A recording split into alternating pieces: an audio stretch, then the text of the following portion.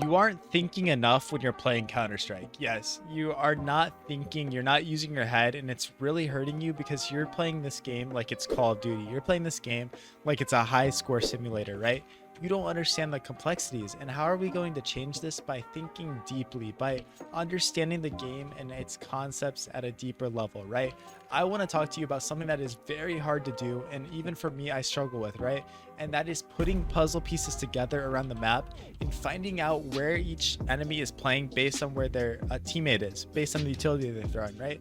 So we're going to talk about this today. It's a more high level concept, guys. If you're newer to the game, this guide might be a little confusing for you, but it's still good to learn. So make sure you guys subscribe to my channel, like this video, and leave a comment down below if you like these more in-depth, high level guides, because it's something I've strayed away from because I try to help the general population of the game, and stuff like this is really hard to follow. So I'll still try to do it. I'm not going to be able to explain this very, to the highest level because it's something that is very hard to understand. And let's get into it. So especially on T side here, when we're on the T side, we need to figure out where the counter terrorists are, right?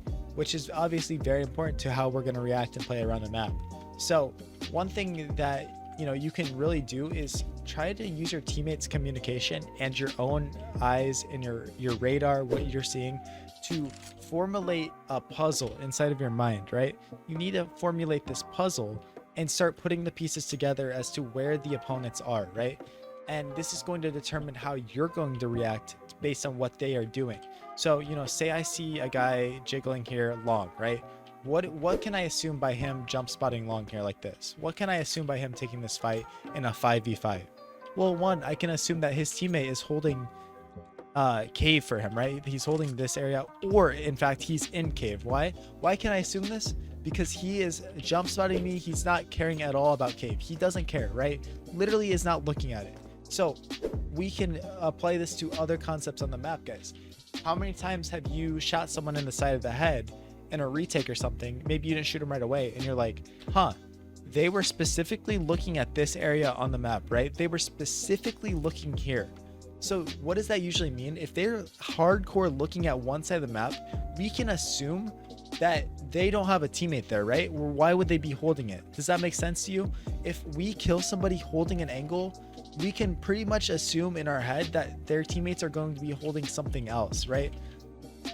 It's the same thing with an opper. If you ever get a flank, right? If you're ever on the T side and you get a flank and you get the opportunity to kill an opper that's like posted on an angle like this, one, maybe you don't kill him right away, but think about it. I now have information. I walk through house here. Guys, there's an opper posted on A. Do not walk out. First, you tell your teammates what to do, but now you know, hey, he's focused on A. I don't think there's anybody else on A site. Think about it. If he's opping here, I don't think there's somebody that's going to be sitting big box. I don't think there's somebody here. I think his teammate's in donut, right? I think his teammate's in donut, or maybe you know he's not there. Guys, A, this guy is the only guy on A. My teammates are in donut now. They've cleared it out. They've walked in. Guys, this is the only guy on A. I'm going to kill him, and then you kill him and get ready to cut off rotates, right? Now you're instantly there. What's the difference between this and a low-level player? A low-level player just comes through here. Oh, kills him. He's dead. No comms. Nothing going on in their brain. Nothing like, hey, he's holding this angle for a reason. Why is he holding this? Why are we doing this? And we're doing it split second. Snap, snap, snap, split second, right? It's the same thing with this guy jump spotting. He's jump spotting. I get the kill on him, right? I hit an insane shot. Boom, he's dead. What, am I going to scale in the site looking like this? No, of course not. I'm not going to scale in the site looking like this. The guy's jump spotting here. What am I going to do? I'm scaling into site like this. I'm clearing out these angles, right? I'm clearing out everything that he wasn't holding. These are the puzzle pieces. Now the pros, the highest level players, can do this on an insane scale, man. And especially with their teammates communicating, it becomes a lot easier. So they're like, hey man, I just killed Hooksy on B, right? I know Hooksy plays here. JKS is going to be on the other side of the map playing like this. Nico's going to be here. Monasi is here. Or you don't even have to get a kill to do this, guys. You don't have to get a kill. So say your opper in the match is somewhere, right? Say the opper goes for this pick. He misses, right? But he shot his gun. Dude, if I'm on the T side, I'm like, guys, the opper's in cave. I'm thinking that they're going to play like this now, right? So now we know that most likely there's not going to be an opper holding mid. There can't be a double up. You got to watch out for that. That is something you need to, understand.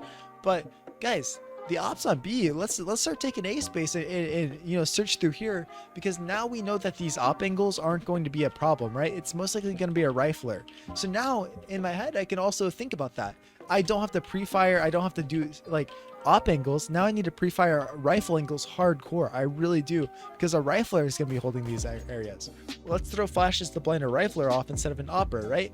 Think about all these complexities when you're doing this, because it is something that is very in depth, right? And with the whole op thing, if the op's on B, say our teammate hears him scoping in, he's not leaving. His guy's like, guys, he's still in cave, he's not leaving. Well, now we don't, if we're hitting A site, we don't really have to smoke off street as urgently, right? You know, when you're executing site, what are you throwing smokes for a lot of the time? One, to cut off rotations, right? But two, so that you don't get opt, right? Half the time you're throwing smokes in this game is so you don't get op crutched. How annoying is it to literally just keep dying to an op that's posted on you? Oh, 1 kill. Oh, 2 kill. So now instead of having to throw that CT smoke from back here, right? Now we know there's probably not an opper posted on us, right? Unless they have 2 ops, but you know, that's a risk we gotta take. Now, instead of just throwing that and throwing a full exec, we're like, guys, let's contact out here. We're facing a rifle now.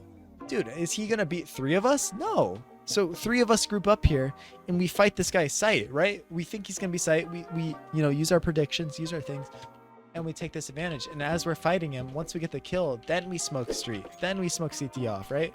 Then we do that, so then we don't make the rotates happen so early. So man, there's a lot to talk about, guys. There really is. And again, I don't know how well I did explaining this, but I hope that you start to understand that, you know, man, when I kill these people, I need to start piecing this puzzle together. It's the same thing on CT side, guys. Same thing. It doesn't even have to be you killing anybody. Say your teammates are killing people mid and they're like, guys, 4 out mid, 4 out mid. And in this game that you've been playing, you know this guy lurks out B. You know he sits out B every single round. So you tell your A guy, hey man, you can take a risk. I don't think he's gonna be out A. And maybe you tell your teammate, hey man, we have a 2v1, can we duel this guy? And you guys take this fight and duel him. Or even better, you know, yeah, like screw the duel. We don't need to do that. You just smoke doors. Now doors are smoked off and you can take these fights, right? You can have more control than you would have if you're just guessing, right?